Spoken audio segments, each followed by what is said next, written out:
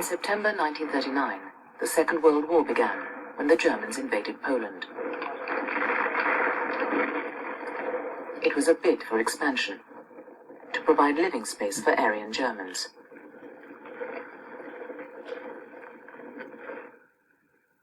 So the Poles had to be dealt with. The Germans divided them into racial categories. The blonde, blue-eyed Poles could be turned into Germans. Others could provide slave labor. The rest could be deported, or worse, because over 3 million of them were Jewish. This isn't the Second World War, said Goering. It's the Great Racial War.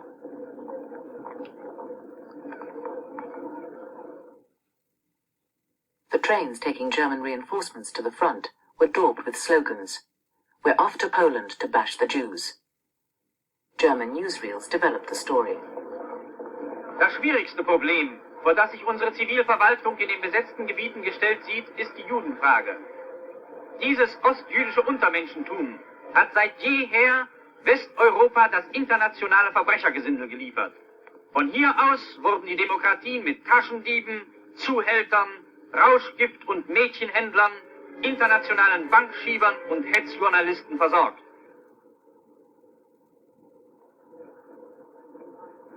In Germany, the start of the war marked a change in policy towards the mentally sick and handicapped. Hitler himself signed the secret order to start putting them to death. Reinhard Spitzi had heard him give his reasons.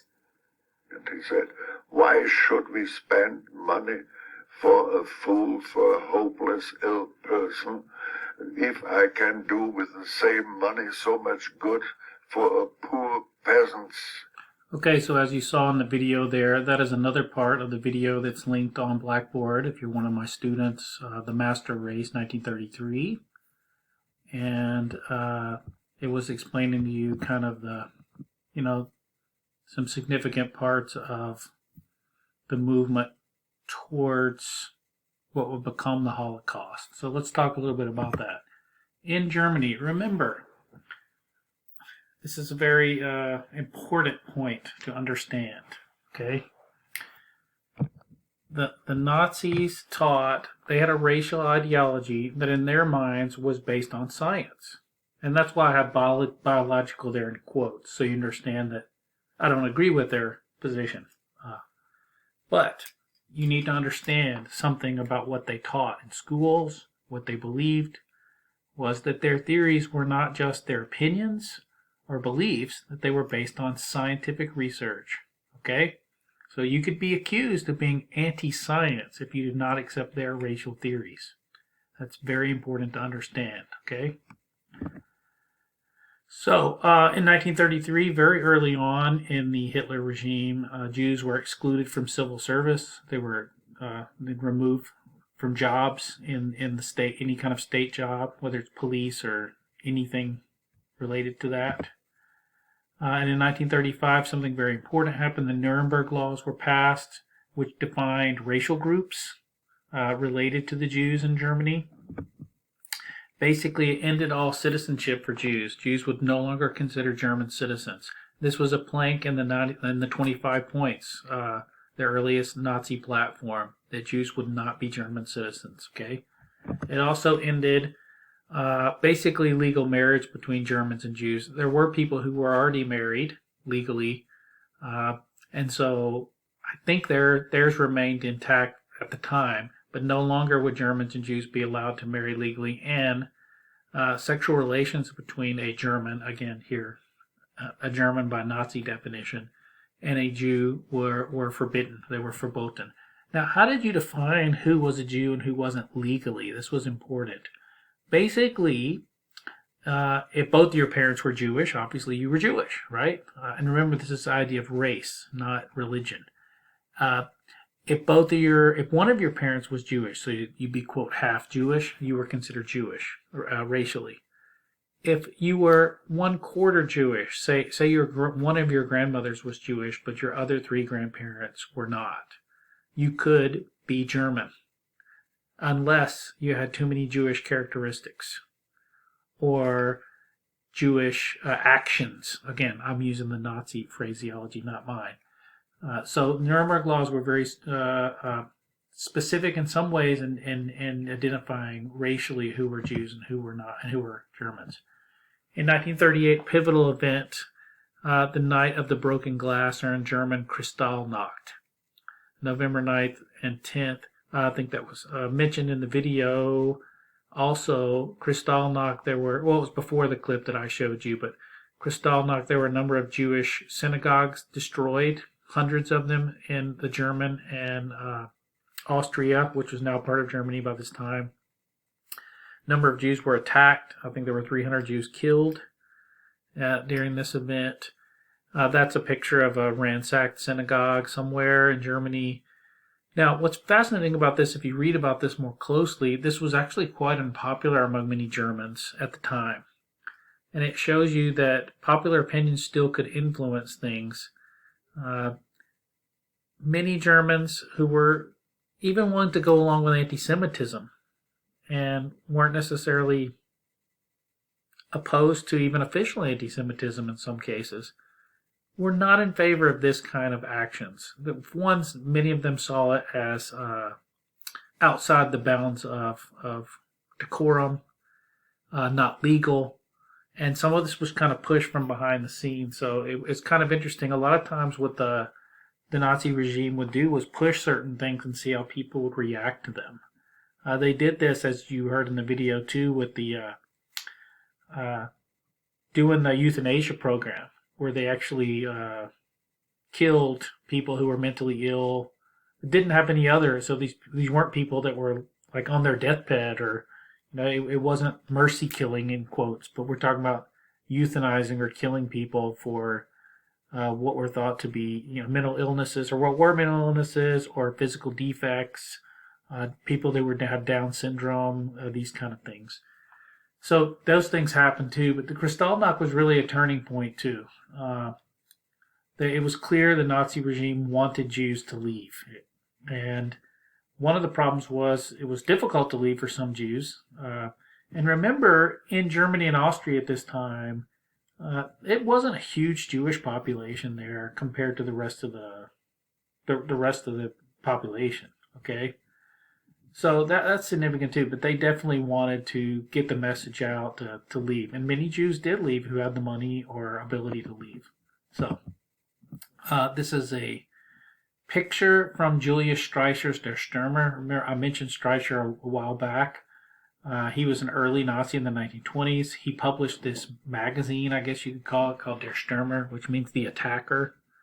And this is one of the cartoons from that. You have the on the right side, the Germanic hero with the strong chin, who's holding the evil Jewish man, right? And that's the way he portrayed them. You can tell how they're portrayed there.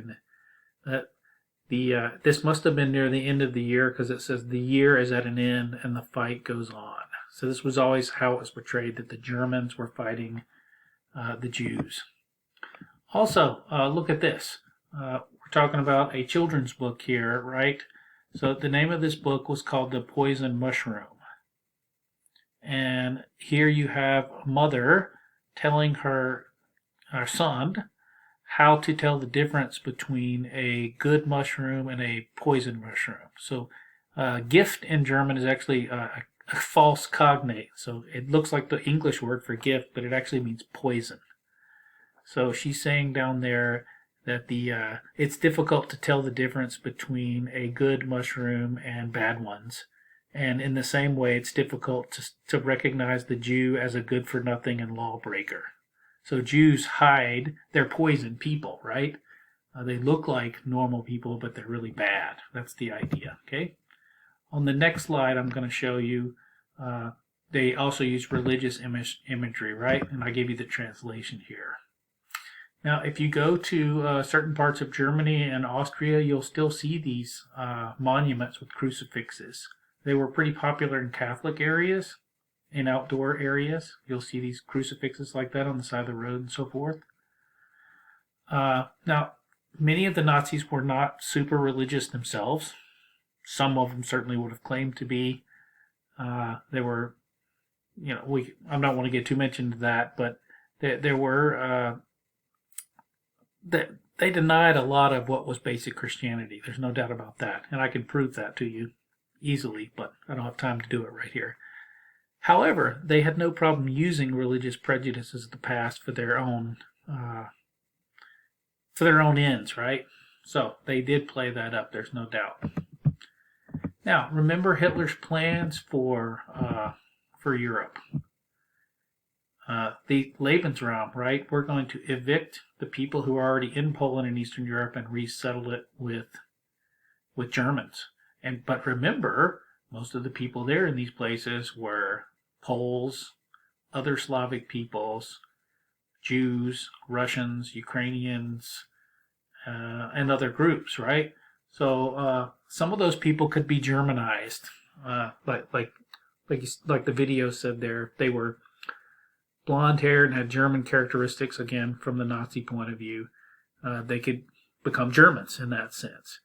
The other thing was the quote, Aryan peoples, in this case, in Europe, would have included the Dutch, Scandinavian peoples, maybe some French people, etc., and they could be, quote, Germanized. So if those people want to be brought in to the German fold, they could be. The other thing that the Germans obviously did was exploit all the countries they conquered. One of the things that kept them going during the war was their ability to use the resources of all those countries, including France, which they forced many people into forced labor and other things like that. And then finally, as you may know, they began deporting Jews from all over Europe into death camps in the East. And we'll say a little bit more about that now. This man's very important. His name was Reinhard Heydrich. You don't hear as much about Reinhard Heydrich as you do, say, Heinrich Himmler. But he was a very important man, Reinhard Heydrich. You can see the years he lived there, 1904 to 42. He was a fairly cultured German man. He practiced fencing, sword fighting. He played the violin, and he was also a trained pilot. He rose to a very prominent position in Germany. He was the second highest man in the SS. So he was right below Heinrich Himmler. And he had a lot of power. He oversaw the Secret Service of the SS, and later, as I say there, the secret security police, the Sicherheitsdienst. So this man had a lot of power by 1940. And he was one of a top-ranking Nazi, and the fact that he was so high in the SS also made him very important. He's also the man who really devised many of the ideas that become known as the final solution. He oversees the creation of these special mobile killing squads known as Einsatzgruppen. There's a really interesting documentary with 4 episodes. I think it's on Netflix right now about the Einsatzgruppen, if you're interested in that. It's pretty disturbing, but, we're talking about war and killing and so forth here, so, be warned. And he's also the man that oversaw, basically, the planning for what becomes known as the final solution, which is essentially the attempt by the Nazi German government to eliminate the Jews in Europe in World War II. And the final solution began with the occupation of Poland.